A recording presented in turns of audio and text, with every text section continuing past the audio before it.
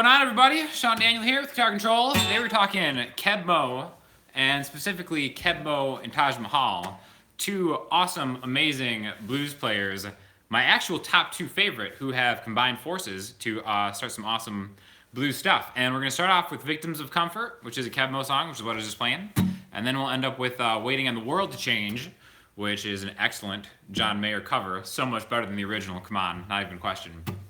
And we're going to kind of go over the differences between them and maybe even switching keys, because that's what the Kebmo and Taj Mahal version does. And then if you guys have any questions, please hit me up, join the conversation. Let's have a party, let's get freaky, and let's get right into it. So, The Victims of Comfort. This was a song written as an homage to the 7.3 Americans killed in lazy boy recliner accidents every year. And because of that, it's in open D tuning, okay? So if you've never experimented ever with an open D tuning, or any kind of open tuning, this is a really good one to start with, because we're going to talk about just why you would tune to this in general in the first place, okay? So, what does open D mean? Basically, it means when you play the open strings, like that, it's going to play a D major chord all by itself, all right? So usually D major chord looks like this. Now if you play this in open tuning, no, not going to do it for you. Not going to work. So what we have to do is we have to take the three notes of a D major chord, D, F sharp, and A, excellent stuff to know by the way, and make sure all the open strings are either a D, an F sharp, or an A. So this is kind of like a lesson in maybe creating your own open tunings around like chords and stuff like that too. So the low E string, what should this be? What is the note, D, F sharp, or A, closest to an E tone? It's going to be a D. It's just a step down, so we're going to tune down. And generally, in tunings that deviate from standard tunings, you're going to go down, because if you tune up, which sometimes you can do tune up for sure, but if you tune up too much, you could break strings and stuff like that too, because standard tuning is usually where you want the tension to be, string-wise. So the A string, what should that be tuned if it's a D, F sharp, or A? It's already an A. Keep it just like that. The D string, already a D. So the low three strings are D, A, D. That's just kind of like a D power chord. A lot of, you can really get some cool kind of like heavy tones and stuff from that. It's not what we're doing right now. But G string, that is closest to an F sharp. So this is going to go down a half step to an F sharp. The B string is closest to an A. So we're going to make that an A. And then the E string is also going to be down to a D. So D, A, D, F sharp, A, D. All right, now the beginning of the song, it's beautiful. Kebmo, the man. Okay, so he's got this little two-note chord thing going on that's really going to be aided by a lot of the open strings. Okay, so you can use whatever fingers you want. I've got my middle finger on the D string, 12th fret, ring finger on the B string. I'm still going to call it the B string, even though it's tuned to an A, just for lack of confusion's sake. If that's actually more or less confusing, I'm not sure. But 12B and 12D. Which, since this is the octave, this is just another higher D, and now this is a higher A. Usually it'd be a B, right? And we're going to take it, slide that shape up one full step higher, 2 frets, from 12 to 14. Okay, see, so I'll play them like this, and then I'll just slide. I'm not going to do 2 hits, it's just one slide. And then we're going to go back to 12, all right? So we've got slide, and then back to 12, okay? Now, he'll kind of do different strumming patterns and stuff like this. Again, if you don't know Kebmo, stay right here because we're going to go over some of his style. But after this, after the live feed is concluded, and you've left me plenty of questions, which, come on, let's get these questions going. Let me know you're out there enjoying some Kebmo-ness. You can kind of just rock out some Kebmo songs after this. Life is Beautiful, amazing song. Anything off Suitcase album, really good. So again, we're starting on the 12th fret.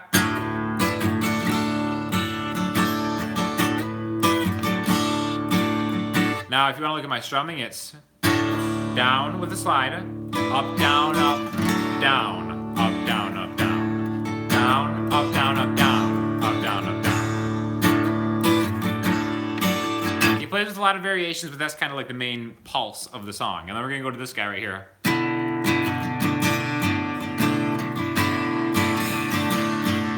The great thing about open tunings is because all the open strings are tuned to a chord, generally the chord is the key that you're in. It doesn't always have to be, but generally that's kind of like a rule of thumb. Anytime you want to find another shape or something, you can really have all the open strings in there to give this really full-bodied, chimey sound. This is just a Taylor GA3 acoustic Grand Auditorium style guitar. Really dreadnought sound awesome with this kind of playing too. I think he plays like almost like a parlor style. I think he had a signature Gibson acoustic for a while, maybe, if I'm not mistaken. But anyways, I got my middle finger on the 9th fret of the low E string, and my ring finger is kicking it on the 10th fret of the G string, and then that will give way to the 8th fret on the G string. All right, so here's the first voicing, and then you're gonna lift your ring finger up to reveal the 8th fret on the G string. And remember, keep your pointer finger here the whole time. Don't go like this, because then you're kind of gonna get a little bit of a choppiness. You want to make it smooth, where it's just like that, which is kind of like the same strumming for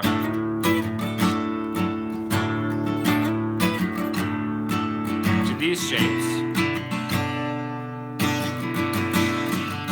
And then this really easy one. They're both going to share the 5th fret here. So middle finger, 5E, ring finger, 5G. Everything else is open, okay? And if you listen to the song, again, Victims of Comfort is the name of that song. There's a lot of hammer-ons in it, and they're kind of different in each pass. So the example we're going to use is just going to be this. Okay, so if we start with a hammer-on,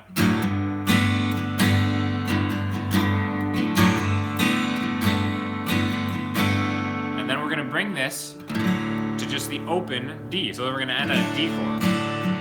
Sometimes he'll walk through the D major scale from this note, whatever this note is, we can find out by going on this open D string, which is low E string still, but now it's a D, whole, whole, half. So open 2, 4, 5 are the notes in the major scale that lead us to whatever this note is, doesn't even matter, D, E, F sharp, G. Okay, so we've got this chord here, walk it open. So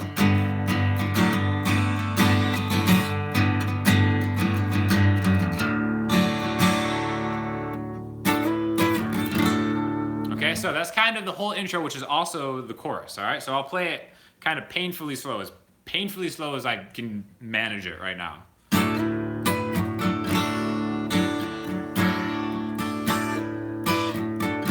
To our second chord shape, lift your ring finger up, ring finger down, up to that 5th fret.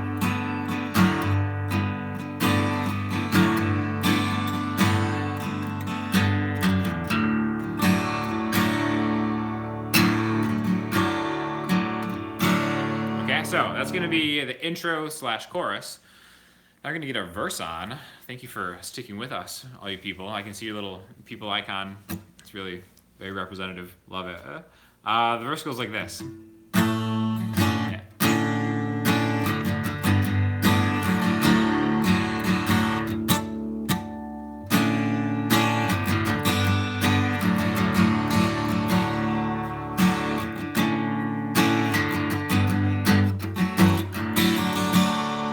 So, chords we've already seen before. Remember that voicing that we did on the 5th fret? We're going to do this again, but now on the 7th fret. Which, if you're like me, the first time I was like messing around in open tunings, I was like, what is the meaning of this? What are all these chords even? I don't even know. I'm just kind of like experimenting, making sounds. That is a great reason to try out an open tuning, because it'll totally take you out of your comfort zone and things that you normally use to kind of, really just inspire, creativity, just playing around, stuff like that. But since Keb Mo is a blues master like no other, if you talk about just this open D, whole, whole, half, whole, 1, 2, 3, 4, 5. This is a 5, 4, 1 in the key of D, which is very bluesy that you may have played in standard tuning a lot, but now we're doing it with these open chimey voicings. 7th fret, 5th fret. And then a little harmonic thing, which is a parlor trick that you want to show all your friends, because it's great, okay? So one more time. 7, 5. And if you notice, before you get to the harmonic thing, I'm not sliding from 7 to 5. It's like down, down, down, up, down, down. Okay, so in between, I'm getting that open D again, to have these open strings kind of glue together the chords that we're using, okay? So 7, 5, just open strings set. And then we got this harmonic thing. Okay, now if you've never played harmonics before, they're super, super easy, and especially in an open tuning where you can just bar a whole fret to get a chord, they can sound really good. So the 7th fret and the 5th fret normally are on, guitars are where you're gonna get a pretty cool harmonic that can be musically useful. 12th fret, 7th fret, 5th fret are kind of the most common places, right? So all you have to do is you have to hold your finger over the entirety of the 7th fret, or maybe just like the bottom of it. You just want like a high-pitched harmonic thing. Hold it without putting any pressure on the string. You don't want a sustained chord, because sustain leaves when the pressure leaves the string, the neck, right? Holding down, not holding down. Muted. But if you hit a harmonic, it'll just go on forever and ever, alerting the universe of your amazing ability. All you gotta do is you gotta touch the string as lightly as possible, so you're not putting pressure on it, but it's just kind of there, just gently caressing the string. Standing still. Hit those strings hard, and then you'll end up with a good harmonic. So you do 7 to 5. Okay? And different guitars will kind of give you varying degrees of harmonics, but that's kind of a decent one, right? And then maybe shake your guitar to really, really milk those harmonics, because you know exactly what you're doing, right? So we've got 7, 5, open. All right, into those 2 really quick harmonics. That's gonna be the first run of a 5-4-1 progression. We're gonna go back to it. 7, 5, open. And then we can always add that thing from the intro anytime you're doing open stuff, but I just like to chill on that open part. Give it a break. And then we've got this kind of, the third time around, it's a little bit different. 7, 5, what's this? Oh, best part of the song, that's what that is. So after the 7 and the 5, just like before, we're gonna get this kind of super, almost like a power chord. This would be like augmented, if you know what that means in standard tuning, but I've got 4E and 7A. All right, so I'm kind of just getting those 2 strings, maybe some of the openness of it. Then, really easy, just the 2nd fret on the high E string, and then opening up. So 2, open. All right, so 7, 5. We'll call this the power chord part of it, even though it's not really power, technically, but it kind of looks like one, so that's just what we're gonna call it, because I don't play around. I like to party hard on Guitar Control's channel. You all know what's happening. And then after that, we're gonna go right back to the 5th fret. Really get those hammer-ons. They sound really great in these open tunings. Even if you don't want to do both of them at the same time, you can do one. And then we're gonna go 7 to 5. 7, 5. In open tunings, again, we just bar any of these frets and get a full major chord. But the way that Keb's doing it is 7 on the E string, open, 7, 7. So usually we go 7, open, open, 7, open, open. But for this one part, kind of near the end of the verses, he's actually getting 7, open, 7, 7. So the D string is kind of getting, which if you listen, so here's with 3 fingers fretted. Here's open. 3 fingers.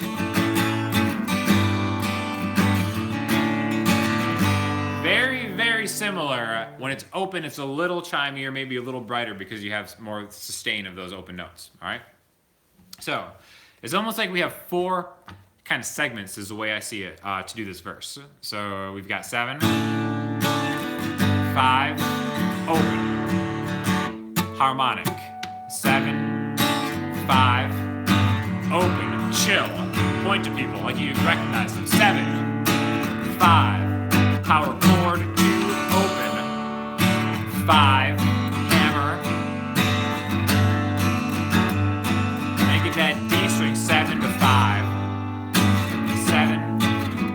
go back to the intro. Open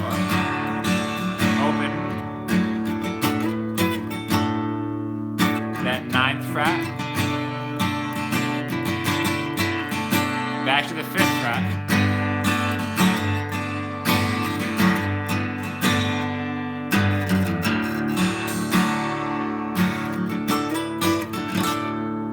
Okay, so those are all the verses and the choruses. And remember, anytime when you're in the chorus, he doesn't do this absolutely every time, but I think it sounds best when he hits that open D chord, all 6 strings, and then grabs that 12th fret octave and just kind of moves it forward and back, 12 to 14. Now we can also do this up here.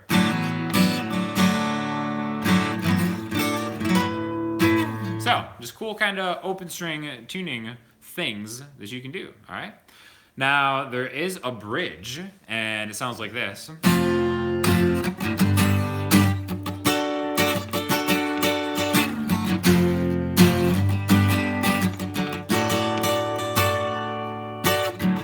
Back to this. And then kind of the same thing into the chorus. So what we're doing here is we're just, and he actually plays this with a slide. I don't have a slide around here, but actually I could probably use my capo as a slide. Basically, open tunings are also really good for slide guitar. I don't pretend to be an expert at slide guitar by any stretch. But what he's doing, he's barring the 3rd fret to the 5th fret, and then he's going to the 12th fret, the octave, right? Open D, octave D. But he's probably got one on his pinky or his ring finger slide, which is just. And again, I'm just using a metal capo to kind of do this. But yeah, he's sliding into that 12th fret and kind of giving it some of that traveling Riverside sauce, special sauce. You don't need a slide to do that, but yeah. I mean, you need a slide to get that sound, or it's like 3, 5. Okay, slide sounds really cool. Again, not a slide expert, but I appreciate Kebmo and his sliding ability. Total boss, total master. Then he's gonna come back to that second shape you learned from the intro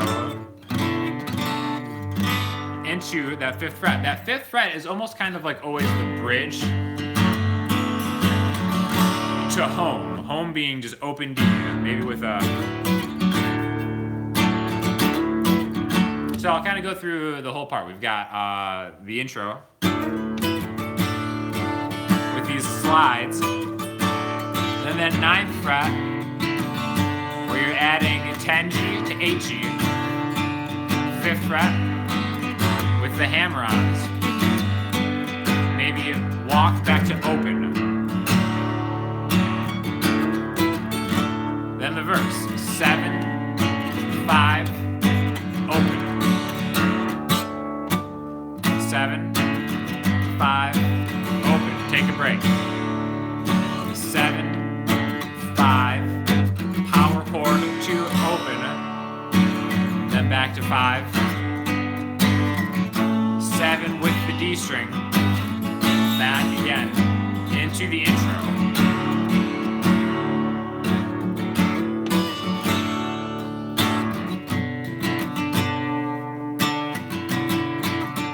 Fret with the hammer-ons.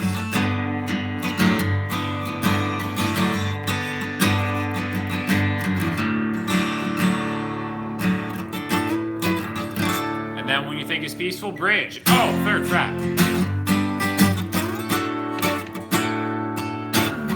3, 5, 12. 9, 5.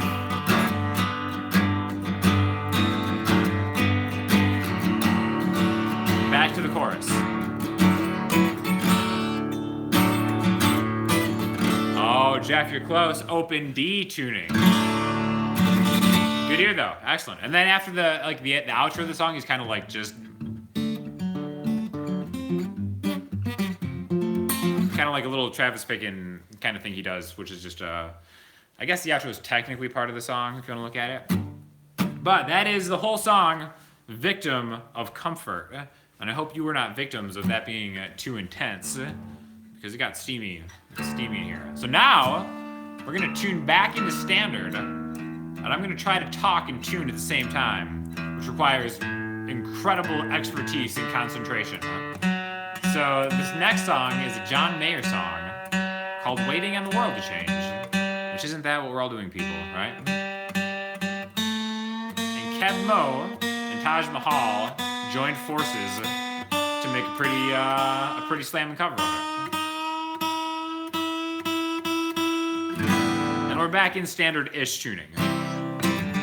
Alright, so we're going to talk about the Mayer version, and then we're going to talk about how the Keb Mo Taj Mahal version is different. By the way, if you don't know Taj Mahal, you need to know Taj Mahal, because I'll admit it, I'm not too proud to say that a year and a half ago, I didn't even know who Taj Mahal was. And then I went to go see Keb Mo and Taj Mahal. What is it? Tajmo, I think is what they call themselves. Real creative fellas, good job. And Taj Mahal is such a beast. Taj Mahal is the man. I absolutely fell in love with both those guys that night. They put on a great show. I would recommend the song Queen Bee by Taj Mahal. If you haven't heard that one, that's a really fantastic one. And especially, a good one to learn if you want to do like... Oh, this is really out of tune again. The thing about retuning when you've been in open tuning is you kind of have to do it a couple times to get it to stick. But yeah, Taj Mahal's the man. This is a John Mayer song that they did. And again, the way that they, the original song is like...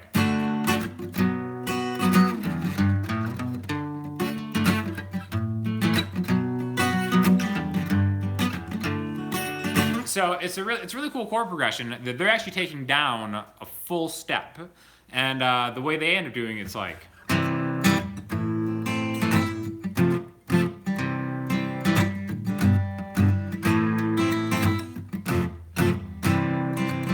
So they're kind of doing like two quick hits and then a little strum thing, okay? But it's in the key of C. Now, the chords are going to be pretty easy. It starts out with a C major to an A minor, okay? So it's really, you know, I've still got that Victims of Comfort thing stuck in my head right now.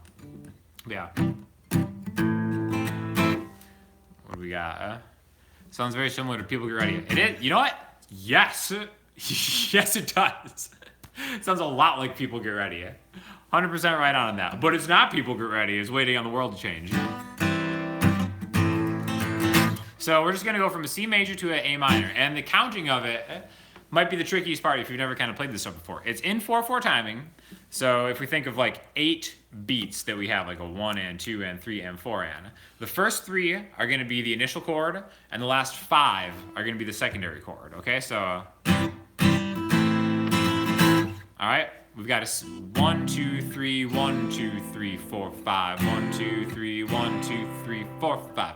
1, 2, 3, 1, 2, 3, 4, 5. 1, 2, 3, 1, 2, 3, 4, 5. Okay? So if we were just to kind of shell out like a skeleton chord thing, that would be it. 3 counts to the first one, and they're all in pairs. So 3 counts and 5 counts. 1, 2, 3, 1, 2, 3, 4, 5. C to A minor. So we're going to go through all the chords, and we'll talk a little bit about the rhythm and how we can transpose this kind of thing, right?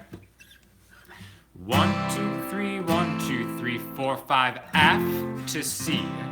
Okay? Now, I usually play an F major chord like this instead of a bar chord because I have sensitive hands and I need to keep them ready for other fun activities. So, wasting it on the F major bar chord just doesn't seem right. When you could just do this one, which is just 3A, 3D, 2G, 1B. If you get the open E string in, that makes it an F major 7. Even better. How exciting was that, right? Ah, it's tuning. Alright, so C to A minor, F to C. 1, 2, 3, 1, 2, 3, 4, 5. 1, 2, 3, 1, 2, 3. The next set is G major to A minor, F to C. Okay? C, A minor, F, C. Gotcha. G, A minor, F, C. So if you're thinking about like, if that's a lot of chords to you, you can kind of break it into 4 spots for chords, right? Gotta go losing my, oh man.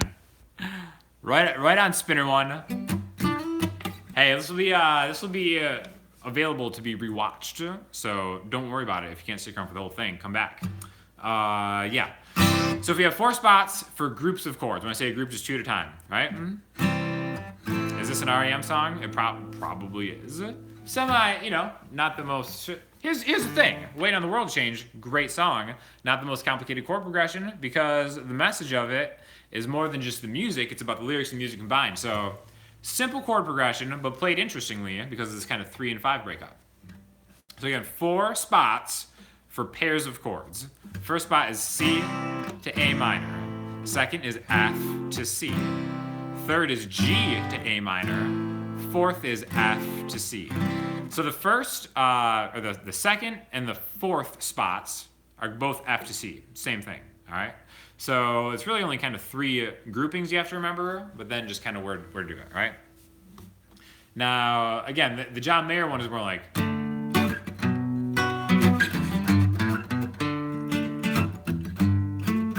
Yeah, like that. He plays his in D, I think, right? And he has a little more kind of walking through the scales. Now, the way that Keb plays it, I think Keb is playing the rhythm on this, if I'm not mistaken, because Taj is usually on his ukulele when they kind of get together. Not all the time, but sometimes that or the resonator. But he's kind of getting 2 quick hits on that first chord. So he's kind of got like C, C, A minor, and then F, F, C, G, G, A, F, F, C. So it's 2 quick hits, and then the next 5 beats are going to be the second of the pairing of that chord. And now this is kind of like 80% of the song. So again, I'll just play it from the top. So C, C, A, F, F, C, G, G, A. I'm just confused myself. F, F, C, C, C, A minor, F, F, C, G, G, A, F, F, C. And the chorus is the same thing. A minor, F, F, C, G, G, A minor, F, F, C, C, C, D minor, A minor, D minor. So that's the only time it changes, aside from the solo, which we'll get to. The only time it changes in the chorus, the 3rd time around, or well, C, A, F. I guess technically the beginning of the 2nd time around is the 3rd line in the chorus. But if we take it in those 4 spots, the beginning, instead of going C to A minor, F to C, this is where it changes. It goes from C to D minor, A minor, D minor 7, whichever one you want to do. But yeah, that's it. And then it goes back to the remaining 3rd and 4th part that we did. So it might kind of sound complicated when I'm just like spouting it randomly like I am right now. It's really not so bad. It's more about just kind of like how it's played. Bump, bump, bump.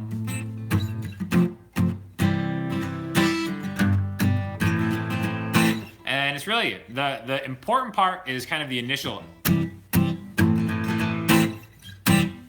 They're kind of deadened. The way that Keb plays a lot, he uses palm mutes a lot in his acoustic playing because he's kind of combining a little bit of the bass. Now, there's also a bass guitar in this cover version, which I believe can... The only time I've seen this song online is on Keb Mo's actual YouTube channel.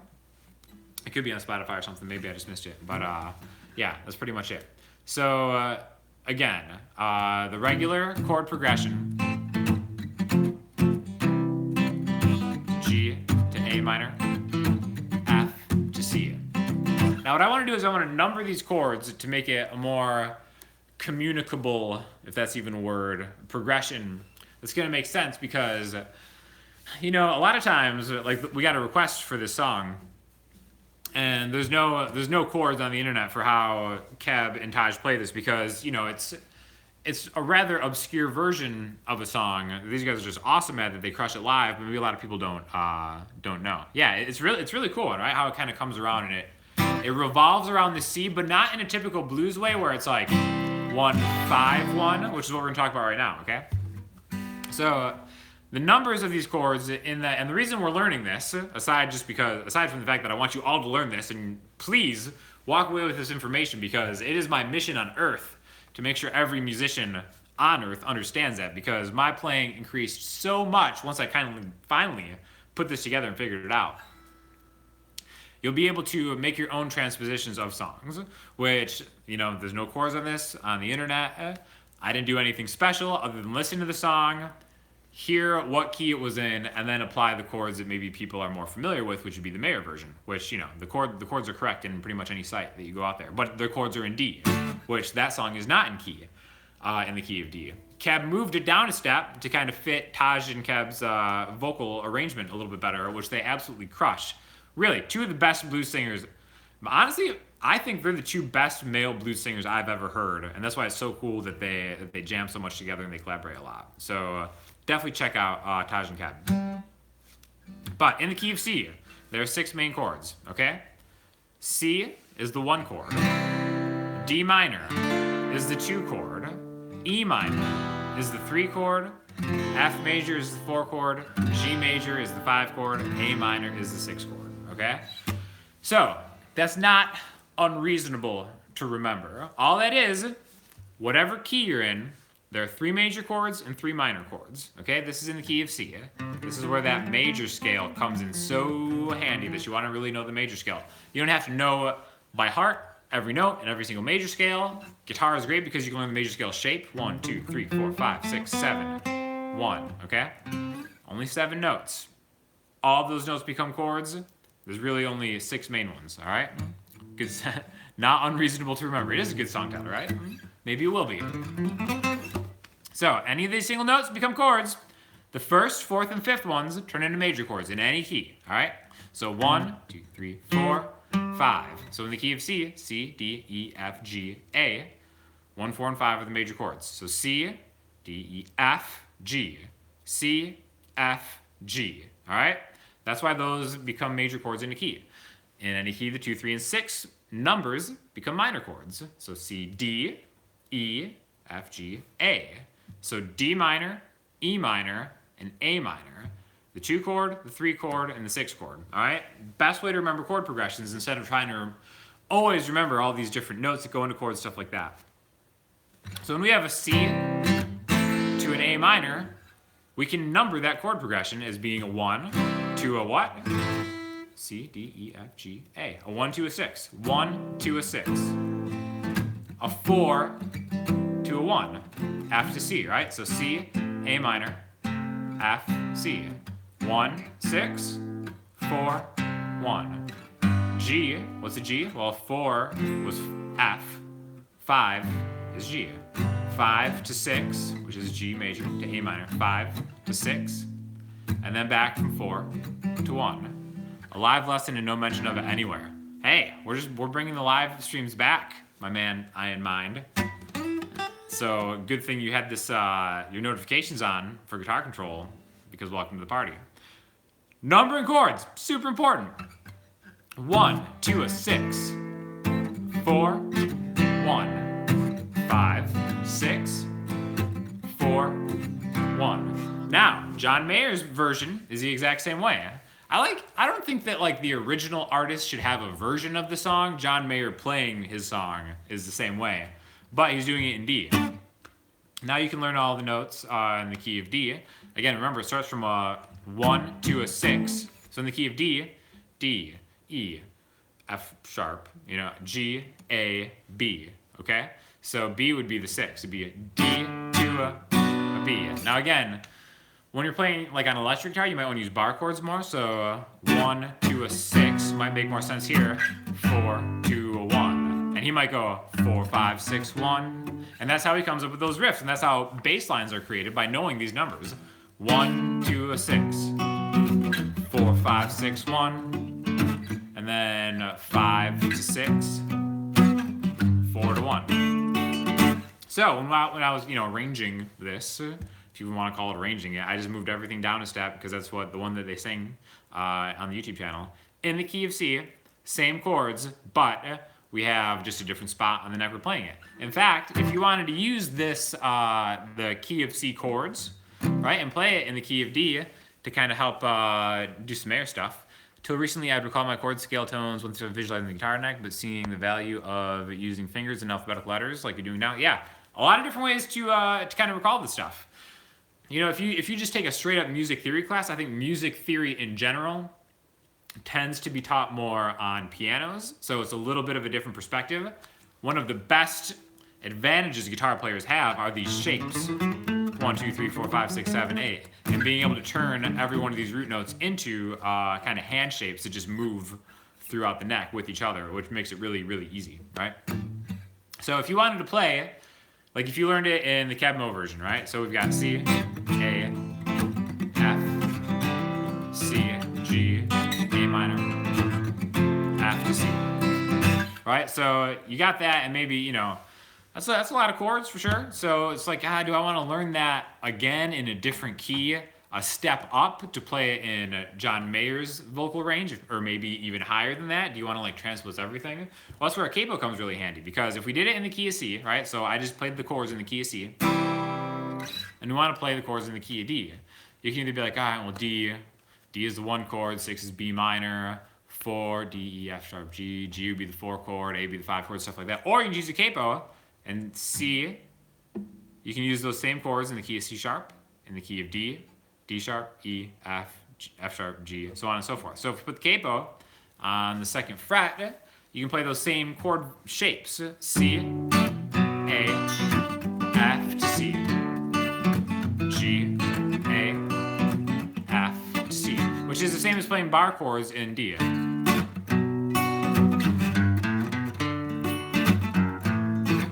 Bar chord version, which I don't even need a capo to do, or I can do the open chords to kind of take some pressure off your hand, or just do it in the same way that you remember doing it, right? So that's kind of how you do it. Now, if you want to rock out, that's the whole song. Again, remember in the chorus, the 2nd time around, it starts with a C, D minor, A, back to D minor, then to the G, A minor, F, C. Only the first 2 groups have changed. Instead of C to A minor, it goes C to D minor. And then instead of F to C, it goes A minor to D minor. You know, and honestly, I've seen people do this live where they just play the same 4 spots over and over again, and it still sounds, you know, good enough. But for accuracy's sake, D minor gets into the party, which is the 2 chord in the key of C. So what would that be in the key of D? E minor. Got it. Now there is a solo in the song where the chords kind of change, not like drastically, but they go out of key, something called parallel minor. All right, so if we're in the key of C, and this is where Taj does his Scatman thing, which only Taj Mahal is the man. Please, I urge you, as soon as this live feed is done in 5 minutes or whatever, check yourself out some Taj Mahal, because he's the absolute man. Parallel minor. Whatever major key you're in, make it minor.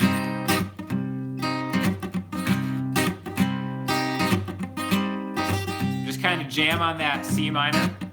And then Taj can do whatever, or whoever you're playing with as a Taj replacement can just start scatting his or her mind out, or just, you know, jamming. So in the Mayer version, again, he goes from a D to like a D minor thing and then back to the regular chords. The cool thing about that parallel minor type thing and just kind of going to the minor version of whatever chord that you're in the key of is it kind of throws it off its tracks a little bit to kind of catch your attention, and then you can just solo over that instead. Or if you want to kind of keep that vibe, that same jam or groove just going the whole way through, just keep playing the regular chords that you started with, and you know, solo over those. But changing it to parallel minor is something that sounds pretty good in the context of a band. If you're just playing an acoustic version, like solo of it, like if I were to play this like at one of my shows, just acoustic, I probably would just forego the bridge thing. Even if I had a looper pedal or something I was playing with, I would probably just loop the main chords over, because when it's just you as an acoustic guitar and you're responsible for the entire rhythmic structure of it, going from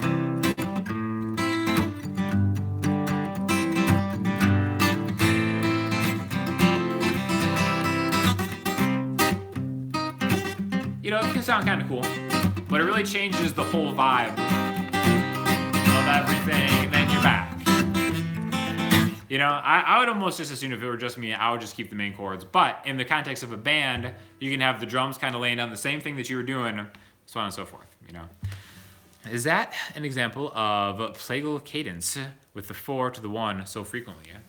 I do not know, to be honest. To me, that's yeah. I always think more of like modes and stuff like that. So the reason I actually like this song is because I'm a big fan of the Lydian mode. Not saying this is in Lydian, but that's the 4th mode of the major scale: C, D, E, F. And the reason I said that this is less bluesy is because it doesn't go to the 5 chord as much as it goes to the 4 chord. A lot of the blues stuff goes from like a C to a G a lot, and it stays on the 4, you know, but it usually follows up the 4 to get to the 5, and the 5 as a dominant 7 chord will bring you home. But this song specifically, kind of before you go home, you usually hit the 4 chord, which could be exactly what that comment was. I'm not familiar with the term for my lack of class and sophistication. But I'm sure you're probably right. The fact that you know that term means it's probably right in my book. So we're going to go with that. Good job. Thanks for having the conversation. Oh, you learned it recently? Okay, cool. Well, let's all learn it together. Maybe, you know what? Here, let's look it up. Plagal cadence. Sounds fun to say. A chord progression where the subdominant chord is followed by the tonic chord. Plagal. Look at that. My man Jeff coming here and educating us via the comments. That's what I love about it. Yes, this would absolutely be an example of plagal, which again, I'm probably mispronouncing it, is the context of where the 4 meant minor. Subdominant chord is followed by the tonic chord. That's interesting. In the definition that I just looked up, it doesn't say that it was minor. It just says it goes 4 to 1. So, you know, oh, that's how you pronounce it? Yeah, okay. All right, cool. Yeah, so it seems like a 4 to 1 thing, plagal. I like it. Cool, excellent. But anyways, that's what I've got for you today. So everybody who tuned in, thank you so much. Hopefully we'll have more live feeds coming soon. And then maybe we can kind of schedule them ahead of time. I'm still trying to figure out like the best way to do that. Always hit up Guitar Control for requests because, again, this was just a solid request by someone with excellent musical taste. Matt and Jeff, thank you so much for showing up. I appreciate you being here. And if you guys have any comments on this stuff, what you want to see more of, just saw live. Oh, you saw Ian before here? Yeah, I'm going to be kicking it with him tomorrow. I know, right? Oh, what a great party. Thursday night with Ian and Sean, back to back. Thanks for stopping by, Jeff. So yeah, again, any comments, stuff you want to see more, hit us up in the comment section, and we will talk to you all soon. Thanks a lot.